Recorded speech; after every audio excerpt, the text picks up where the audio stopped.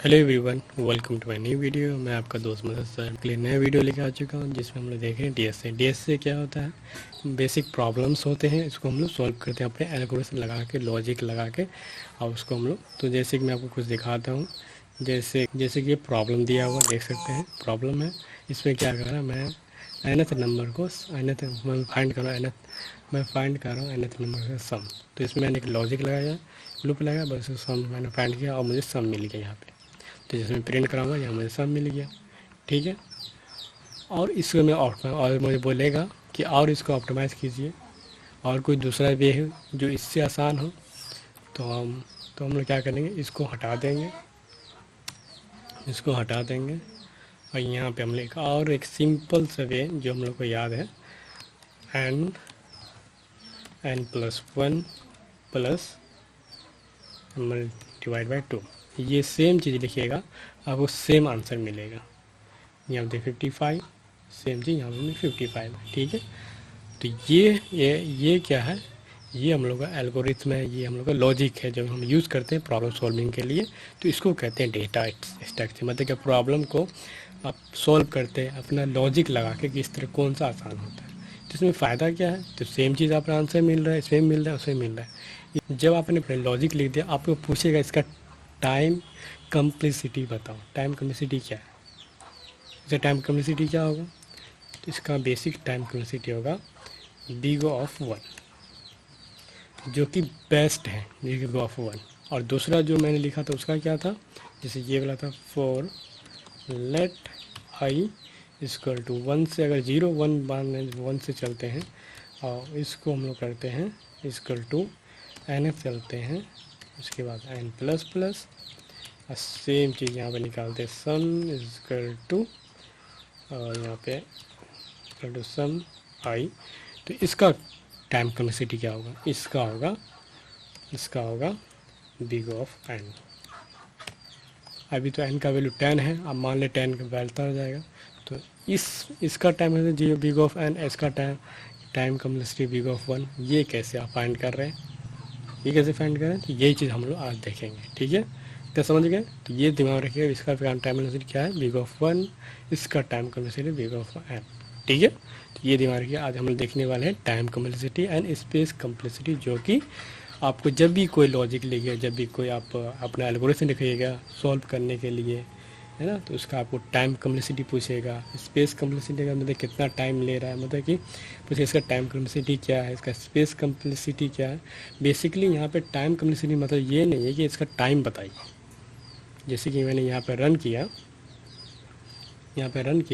तो यहाँ पे ये नहीं, जैसे ये टाइम दिखा रहा है, तो ये थोड़ी पूछेगा कि कितना टाइम ले रहा है।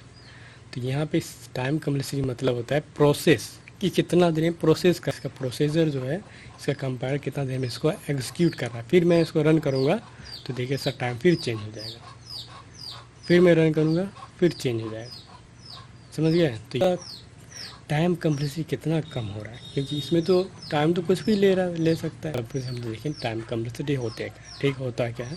तो चलते हैं, बढ़ते हैं। तो डेटा ऐसा समझ गए कि आप एक प्रॉब्लम को सॉल्व करते हैं अपने with the help of logic, और इसको हम लोग देखते हैं कि ये है ना, आज अपना एल्गोरिथम लगा के उसको सॉल्व करते हैं लॉजिक लगा के, ठीक है।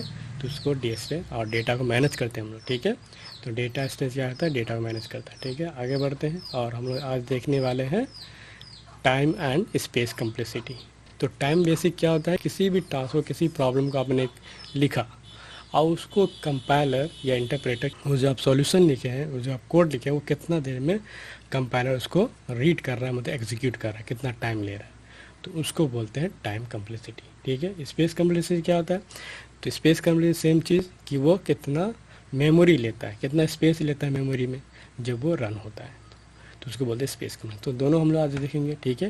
गारंटी देता हूँ कि इस वीडियो के बाद आपको स्पेस एंड टाइम कम्प्लेक्सिटी बहुत नहीं के बराबर दिक्कत होने वाला है, ठीक है। मैं आपको सारा कुछ बस ब्रीफ में आपको सारा कुछ बता दूंगा कि आपको याद हो जाएगा कि टाइम एंड स्पेस कम्प्लेक्सिटी इतना ईजी था आपको समझने का, ठीक है। और ये बहुत इंपॉर्टेंट पार्ट होता है कि आपने पूरा लॉजिक लिख दिया, और जब आपको पूछता है स्पेस कम्प्लेक्सिटी बताए या टाइम कम्प्लेक्सिटी बताए, तब आपका उससे बस डिब्बा गोल, कुछ समझ ही नहीं आता भाई। पूरा लॉजिक दिल्ली ऐसे स्पेस कम्प्लेक्सिटी कैसे निकालना है, टाइम कम्प्लेक्सिटी कैसे निकालना, वो सारा कुछ आज मैं आपको सॉल्व करने वाला, ठीक है। तो चलते हैं आगे बढ़ते हैं। फर्स्ट आ गया टाइम कम्प्लेक्सिटी होता क्या है, तो एक देख लेते हैं हम लोग। तो time complexity is the way to represent the amount of time and algorithm take the complete as a function and of the input. तो समझ में आया, ये क्या रिप्रेजेंट करता है टाइम्स को, वो भी किसके टाइम्स को, एल्गोरिथम को, जो भी टाइम लगता है उसके फंक्शन ऑफ इनपुट्स को, है ना। जो हम एल्गोरिथम है तो वो कितना टाइम मतलब ले रहा है कंप्लीट होने में, उसको बोलते हैं टाइम कम्प्लेक्सिटी, है ना। यहाँ ये मत बोले टाइम, यहाँ बोले अमाउंट ऑफ टाइम, ये नहीं बोल रहा है कि टाइम्स, ठीक है। जो भी टाइम ले रहा है एल्गोरिथम एग्जीक्यूट है उस टाइम्स को, उस अमाउंट ऑफ टाइम को बोलते हैं टाइम कम्प्लेक्सिटी। तो देखते हैं टाइम कम्प्लेक्सिटी कौन कौन से होते हैं। मैं आपको दिखाता हूँ कौन कौन से टाइप्स हैं। तो ये देखिए मैंने एक ग्राफ लिया है जिसके अंदर टाइम कम्प्लेक्सिटी को बता रहा है कौन सा वेस्ट केस है, कौन सा वेस्ट केस है। तो ये जो बिग ऑफ 1 था जो मैंने बोला था, ये सबसे बेस्ट केस है जिसमें देख सकते हैं।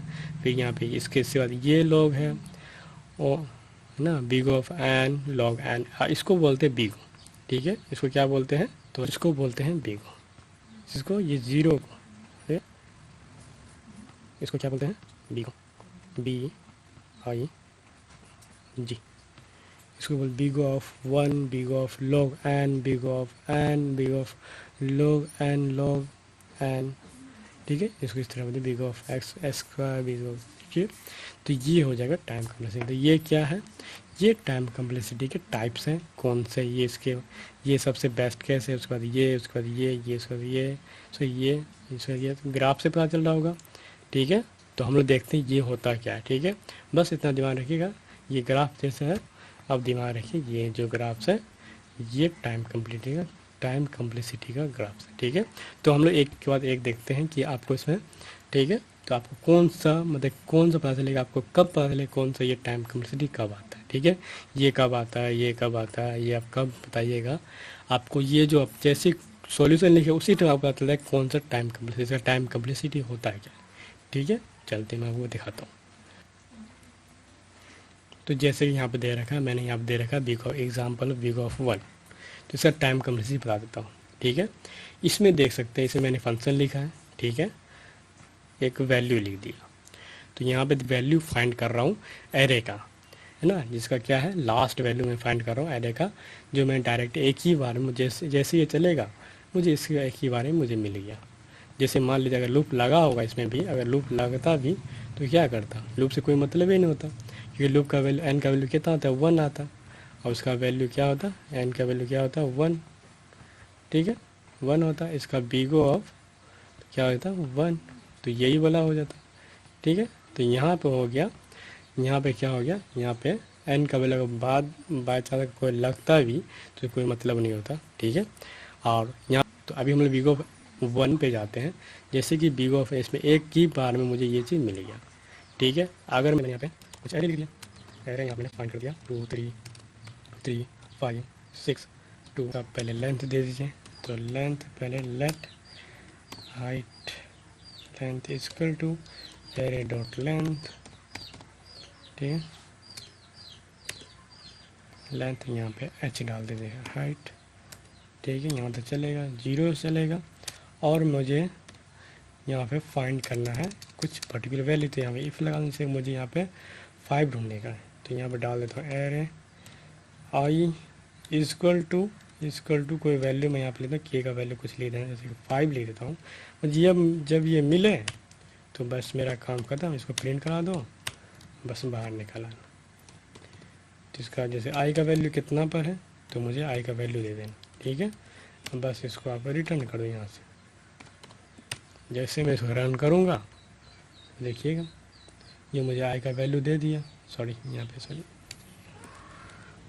ये मुझे आई का वैल्यू दे दिया, देखिए आई का वैल्यू 2 है, ठीक है। यहाँ पे 2 पर है, 0 पर आया, 0 चेक किया, इस पर आई, ठीक है। तो ये कितना बार चला, 3 बार चला। तो 3 बार कोई सा कॉन्स्टेंट टाइम 3 है, तो 3 इसको कोई बात नहीं। तो इसको इतना समझ लीजिए कितने जितना बार ये लूप चला जाए एन टाइम चल रहा है तो इसका टाइम कम्प्लेक्सिटी क्या होगा बिग ऑफ एन। इसका टाइम जैसे एक बार चलेगा ये एक बार में फाइंड हो गया मुझे ये, तो इसका जैसे आप एक लूप लगाया, ठीक है, और मान लीजिए वो नंबर आपको एक ही बार में मिल जाएगा, तो उसका टाइम कम्प्लेक्सिटी क्या होगा, इसको बोले बिग ऑफ 1। तो आप बिग ऑफ एन भी बोल सकते हैं, कोई फ़र्क नहीं पड़ेगा, क्योंकि आपको पता नहीं है कितना टाइम लगेगा, ठीक है। इसीलिए यहाँ पे जैसे मैं लेंथ फाइंड कर रहा हूँ, लेंथ मुझे एक ही बार मिल गया तो बिग ऑफ 1। जैसे यहाँ पे मैं इसका मैथमेटिकल कैलकुलेशन मल्टीप्लिकेशन कर रहा हूँ, स्क्वायर फाइंड कर रहा हूँ, बस एक बार में हो रहा है, तो इसका ऐसा टाइम कम्प्लेक्सिटी क्या होगा, बिग ऑफ 1। तो आप इस कैलकुलेशन से आप इसका टाइम कम्प्लेक्सिटी आराम से फाइंड कर सकते हैं। तो दूसरा क्या है, तो दूसरा यही है लूप्स वाला जो मैं आपको बता रहा था। सेम चीज़, ये एन टाइम चल रहा है, तो इसका बिग ऑफ टाइम कम्प्लेक्सिटी क्या होगा, बिग ऑफ एन। इसी तरह से यही काम चल रहा है, ठीक है। तो ये समझ आया कि एन लूप तो चल रहा है, तो इसका time complexity big of n. Next है big of N log N. तो ये होता है बाइनरी सर्च। बाइनरी सर्च मतलब क्या होता है, बाइनरी से कोई पर्टिकुलर नंबर दिया गया, आपको फाइंड करना है कि उसमें है कि नहीं। एस इसका स्टार्टिंग पॉइंट हो गया, ई हो गया लास्ट पॉइंट, जैसे कि बाइनरी से इसको हमेशा हाफ हाफ करते जाएगा, ठीक है। मतलब कि पहले हाफ चेक करेगा, हाफ में कितना दूर है ना, फर्स्ट का चेक करेगा, इसमें चेक करेगा भाई पहले ये कंडीशन सही है, उसके बाद मीड निकालेगा, इसका मीड कितना पे है, तो इसका मीड जैसे मीड निकाल रहा है, ठीक है, देख रहे हैं आप मीड निकल रहा है, तो इससे आपको पता चल जाएगा ओ इसका टाइम कम्प्लेक्सिटी क्या हो गया, big of N log N. इसका बाइनरी सर्च हो रहा है, आपको जहाँ भी बाइनरी सर्च हो रहा है, अगर हाफ निकल रहा है, हाफ निकल रहा है, उसका टाइम कम्प्लेक्सिटी होता है big of N log N. ये तो पहले होता है ये लीनियर वाला, जिसको बोलते हैं हम लोग बिग ऑफ 1, ठीक है, बिग ऑफ 1। उसके बाद ये वाला जो होता है, ये स्ट्रेट लाइन यहाँ से आता है, तो इसको बोलते हैं बिग ऑफ एन, ठीक है। इसमें जितना एन का साइज होगा उसी के साथ बढ़ता रहेगा। अब यहाँ से एक निकलता है इस तरह से, ठीक है, इसको बोलते हैं big of N log N, ठीक है। इसका टाइम बैलेंस कम क्यों हो गया,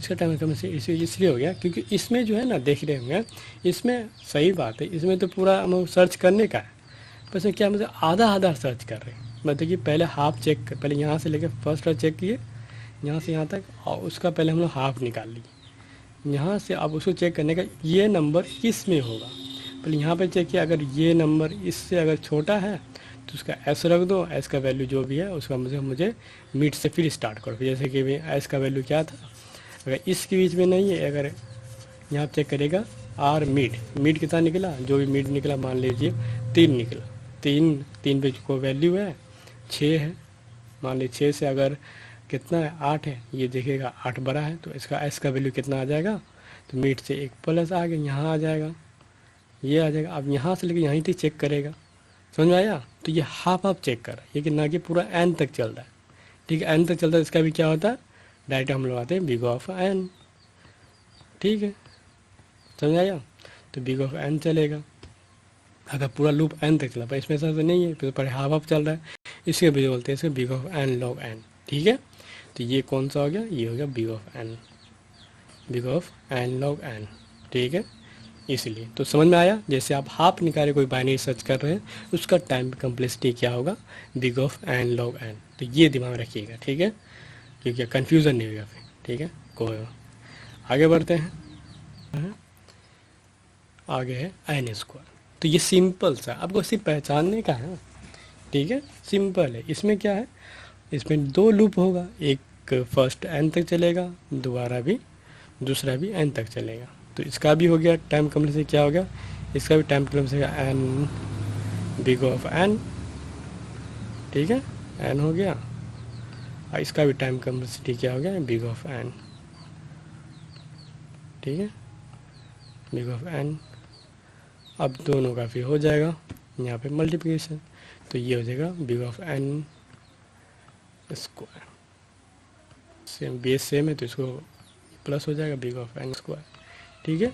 तो 2 अगर देखिएगा आपको, 2 लूप एक लूप के अंदर दूसरा लूप है तो वो हो जाए नेस्टेड लूप, और उसका टाइम हो जाए, क्योंकि इसका भी टाइम, इसका भी ये भी चलेगा बिग ऑफ 1 तक एन तक, और ये भी चलेगा बिग ऑफ एन तक। तो टाइम कम्प्लेक्सिटी क्या हो जाएगा, बिग ऑफ एन स्क्वायर। भाई ये बेस्ट केसेस नहीं माना जाता, ये सब बेस्ट केसेस नहीं मानते, इसको आप लूप्स का मतलब जितना कम यूज़ कर सकते हैं। एक टाइम यूज़ करने चलो भाई ठीक है, बट दूसरी टाइम यूज़ करना it will be not good. तो आप कोशिश कीजिएगा कि आप पहले ही मतलब एक लूप के अंदर ही ख़त्म कर दें, दूसरा लूप यूज़ करने का ज़रूरत ना पड़े। ठीक है, तो आगे बढ़ते हैं। नेक्स्ट क्या है, अब क्या है स्पेस कम्प्लेक्सिटी। स्पेस कम्प्लेक्सिटी होता क्या है, लेट्स सी। तो ये क्या है, it is the describer how much extra memory your code use in input growth. तो मतलब कितना एक्स्ट्रा मेमोरी यूज़ कर रहा है स्पेस, मतलब कि इस अपने इनपुट में, ठीक है। मतलब ये एक्स्ट्रा में जो भी मेमोरी यूज़ कर रहा है, कितना मेमोरी यूज़ कर रहा है, उसको स्पेस कम्प्लेक्सिटी बोलते हैं। ठीक है, ये समझ में आया आपको। ठीक है, तो देखते हैं हम लोग इसका भी ग्राफ देख लेते हैं। तो इसका ग्राफ कुछ इस तरह से, मतलब सेम ही है जो उसका टाइम, ये भी था big of 1, big of log N, big of N log N. समझ में आएगा, यही है, सेम चीज़ है। अब देखते हैं इसका। तो फर्स्ट वाला ये कांस्टेंट वाला क्या है कि आपको बिग ऑफ 1 एन जो भी स्पेस होगा वो कांस्टेंट होगा। कांस्टेंट होगा मतलब इसमें इसका कोई यूज़ नहीं। जैसे कि मैं इसमें क्या कर रहा हूँ, एक टोटल ले रहा हूँ, एक इनपुट ले रहा हूँ और उसको एन टाइम से रन कर रहा हूँ। ठीक है, तो एन टाइम रन किया, पर इसमें मेरा इनपुट क्या है, एक ही वेरिएबल्स है, उसके अंदर मैं एक दूसरे वेरिएबल्स को रन कर रहा हूँ। पर इसमें मेरा टाइम कम्प्लेक्सिटी बढ़ रहा है, पर स्पेस कम्प्लेक्सिटी मेरा कांस्टेंट है, मतलब एक ही है। ठीक है, मैंने एक्स्ट्रा कुछ यूज़ नहीं किया इसके अलावा। तो ठीक है, इसका इसका स्पेस कम्प्लेक्सिटी क्या हो जाएगा, स्पेस कम्प्लेक्सिटी हो जाएगा आपको बिग ऑफ 1। यहाँ पे एन टाइम तो चल रहा है। ठीक है, इसको आप लूप्स को इस तरह से भी लिख सकते हैं, मतलब जावास्क्रिप्ट आपको फंक्शनलिटी देता है। अगर आप फंक्शन देखे हुए नहीं देखे हुए तो फंक्शन वाला वीडियो देख लीजिएगा मेरा, जिससे मैंने फंक्शन लूप्स इस तरह से भी आप डिफाइन कर सकते हैं। ठीक है, तो इसमें सिर्फ आप क्या करेगा, इसमें आपको इंडेक्स नहीं देगा, सिर्फ नंबर देगा। क्या सिर्फ करेगा, सिर्फ आपको इसका आइटम जो होगा वो सिर्फ देगा। ठीक है, ये सिर्फ डिनोट करता है इसका जो वैल्यू होता है एरे का, वो देगा। ठीक है, इसमें ऐड करता जा रहा है जो वैल्यू एरे का। इसमें क्या टाइम बढ़ रहा है, टाइम कितना हो गया इसका, टाइम हो गया वही 0 बिग ऑफ एन, ये 0 बोल सकते हैं, कई बार मेरे मुँह 0 आ रहा है, पर इसका स्पेस कम्प्लेक्सिटी क्या हो गया, तो बिग ऑफ 1। ठीक है, यहाँ पे 0 कर दी, सॉरी, तो बिग ऑफ 1 हो गया इसका स्पेस कम्प्लेक्सिटी। तो मेरा राइटिंग तो सही नहीं है, तो डोंट माइंड। एंड समझ में आया इसका स्पेस कम्प्लेक्सिटी कांस्टेंट है। और उसके स्पेस देखते हैं और दूसरा देखते हैं कि कौन से समझ में आया कि एक वेरिएबल है, कुछ भी है, अगर दूसरा वेरिएबल भी रहता तो दो वेरिएबल कांस्टेंट बढ़ रहा है, कोई बात नहीं, कुछ एक्स्ट्रा स्पेस जो मतलब एरे वगैरह नहीं बन रहा है। ठीक है, समझ आया, ये हो गया कांस्टेंट। आगे बढ़ते हैं। नेक्स्ट कौन सा है, लीनियर स्पेस, जिसको बिग ऑफ एन कहते हैं। इसमें क्या है, इसमें देखिएगा एक एरे बन रहा है, तो जैसे एरे बना तो उसको आप बोल दीजिएगा एन, मतलब कि जैसे एरे बन रहा है तो मतलब लूप में इस्तेमाल होगा। तो इसमें एक एरे बन रहा है, अब इसका मेमोरी कितना है, कितना एरे बनेगा, कितना इसका नंबर ऑफ एन, इसको कोई पता नहीं है। जैसे ये एरे देखिएगा उसको कर दिए बिग ऑफ 1। ठीक है, अब बाद में इसका अगर 2 है 3 है वो तो बाद में पता चलेगा, पर पता तो अभी नहीं, हम लोग को एरे बना रहे जस्ट, उसको बोल दिए बिग ऑफ एन। स्पेस क्या होगा, बिग ऑफ एन। इसका टाइम कम्प्लेक्सिटी क्या हो गया, तो इसका बिग ऑफ एन। तो दोनों चीज़ का क्या हो गया, बिग ऑफ एन, दोनों चीज़ हो गया इसका। ठीक है, बस आपको पहचानना होता है, क्योंकि जो मुश्किल थोड़ी होता है, सिर्फ छिपा होता है, सिर्फ माइंड टेस्ट होता है, कैसे आप उसको पकड़ पा रहे कि नहीं पकड़ पा रहे। ठीक है, इसी तरह से आगे है। अगर ये हो गया 2, अगर है 2 मेमोरी, मतलब कि 2 एरे हो गया, तो भाई बिग ऑफ एन स्क्वायर हो गया। ठीक है, 2 एरे दिख रहा है, एक यहाँ दिख रहा है, एक यहाँ दिख रहा है, तो हो गया भाई ये एन स्क्वायर, मतलब इससे स्पेस भी 2 ले रहा है, टाइम कम्प्लेक्सिटी भी 2 है। ठीक है, एन स्क्वायर। तो समझ आया ये चीज़ कि टाइम कम्प्लेक्सिटी कैसे काम करता है। ठीक है, स्पेस कम्प्लेक्सिटी और टाइम कम्प्लेक्सिटी, आई होप आपको समझ में आ गया। ठीक है, होप आपको ये क्लियर होगा कि टाइम कम्प्लेक्सिटी कैसे हम लोग पकड़ सकते हैं। ठीक है, तो आई होप आपको कोई दिक्कत नहीं होगा, आप टाइम एंड स्पेस कम्प्लेक्सिटी में आराम से आप इसको डिफाइन कर सकते हैं और अपने से खुद से आप कोई भी प्रोग्राम, आप कोई भी आप फंक्शन लिख रहे हैं, कोई भी आप कुछ अपना कोड लिखें तो कोई आपको पूछेगा ऐसा टाइम कम्प्लेक्सिटी या स्पेस कम्प्लेक्सिटी बताइए, अब आप आई होप आप आसानी से पकड़ सकते हैं। तो मिलते हैं नए वीडियो में। Till then keep practice keep learning.